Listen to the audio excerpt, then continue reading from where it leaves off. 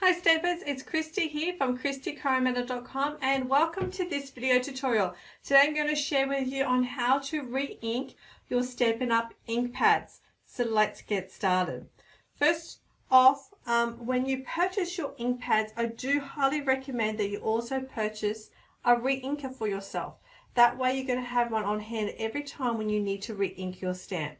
Now, how often should you re-ink your stamp will depend on how often you use your colors.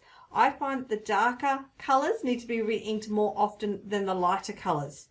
Okay, so one thing to care for is when you are finished using your ink pad that you make sure that you close it as soon as possible as well. That will help prevent drying out and the need for re-inking. So when you need to re-ink your stamp, I like to just grab my ink pad, my re-inker here, and put a couple of drops randomly onto my ink pad itself. And you'll see that that is sinking into the ink pad itself. Now I've got a spoon here, and on the back of the spoon I am just gently going to rub that ink, massage it into my ink pad. Okay, you may need a bit more, which I can see I need a bit more across here. Okay, and you want to make sure that it's nicely evenly spread, hence why I'm using the back of a spoon.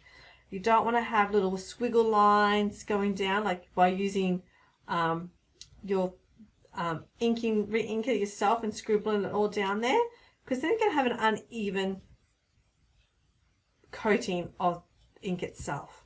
So there we have it. Now let's go and test it, shall we? So I have a stamped image here. I'm going to ink this up.